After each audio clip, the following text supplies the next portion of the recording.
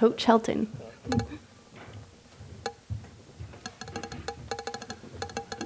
Hi guys, how we doing today?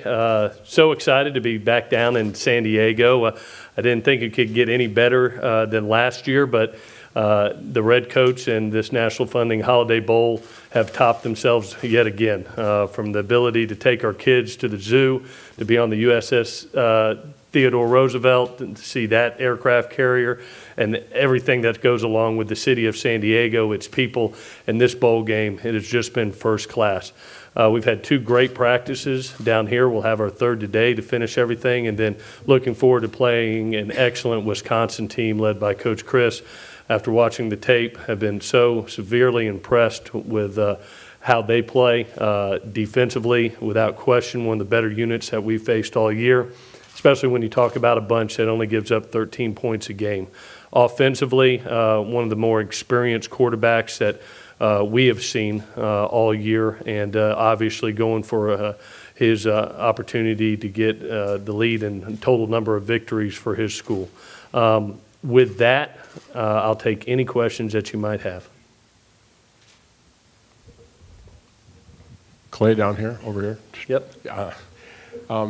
Your program's had a lot of change and upheaval over the last 3-4 years, whatever. What's been the net effect of that, and how have your players adjusted this year? Well, I've been so proud of our seniors, I'll be honest with you. You know, we've gone through some adversity from coaching changes to sanctions, and to really see a bunch of seniors lead us kind of out of the darkness and into the light, to be a part of a Pac-12 South championship, and to win the Pac-12 South and be a part of a Pac-12 championship game. It shows the progress that we're making right now as a program.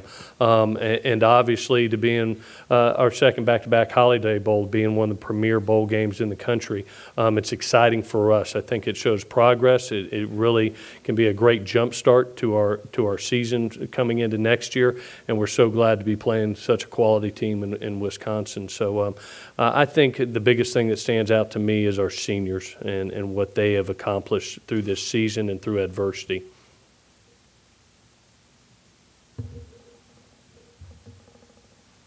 Wow, y'all are really easy. I like y'all. Any further questions for Coach Helton? Yes, Dan.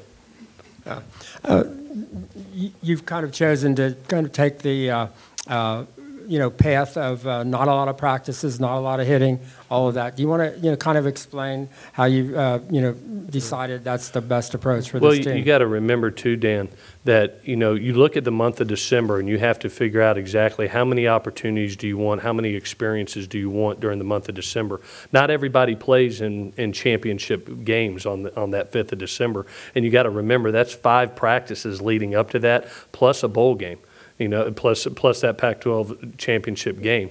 Well, there's 6 opportunities right there. Now you go into the bowl game. You're having 8 practices plus that bowl game. That's 9 more opportunities. That's 15 opportunities. That's basically a spring practice all over again. Coming out of the Pac-12 championship game, we were beat up going into that game. Really felt we came out even more beat up from injury-wise.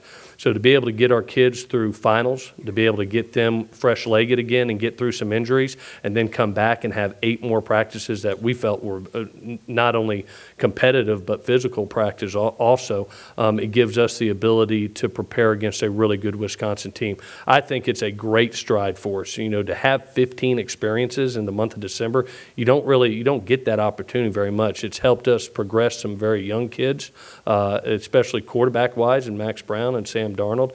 It's helped us be able to get 15 more experiences for some young DBs and linebackers that need to perform for us next year. So it's been a great opportunity for us, and I thought that championship game experience really helped us also. So when you look at the month of December and you gain those 15 opportunities, I think you've only benefited your team.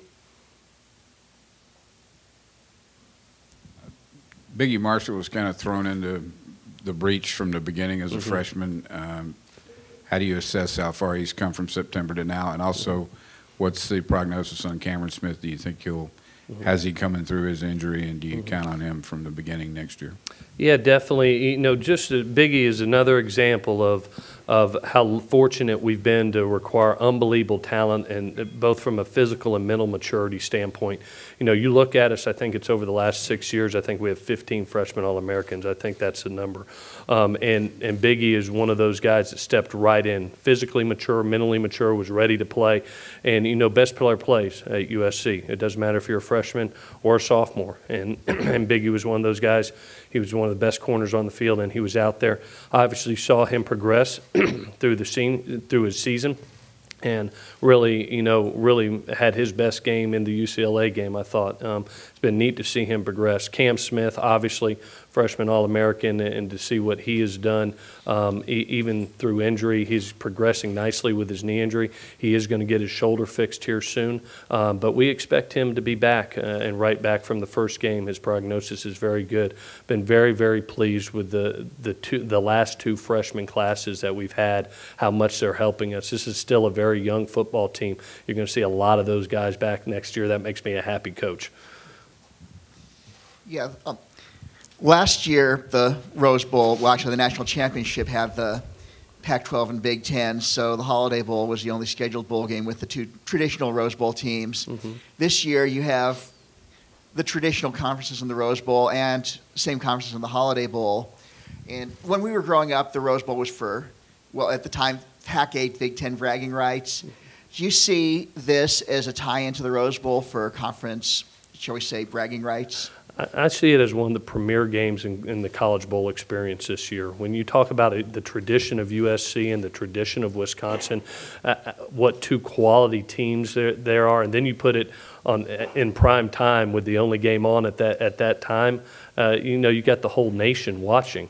You know, what a great game for the nation, and what a great game for our two programs. You know, when you talk about the Pac-12 conference and the Big Ten conference, you know, you're talking about two of the premier leagues and two of their premier teams. So, you know, it's exciting for our players. It's exciting for our fans. I know it's been exciting for the city of San Diego. I've been asked for way too many tickets right now. I'm going to have to tell some people no. So it's one of the more intriguing matchups that there are out there in this bowl season, and I know it's something that the whole nation's going to be watching, and our kids are excited about that.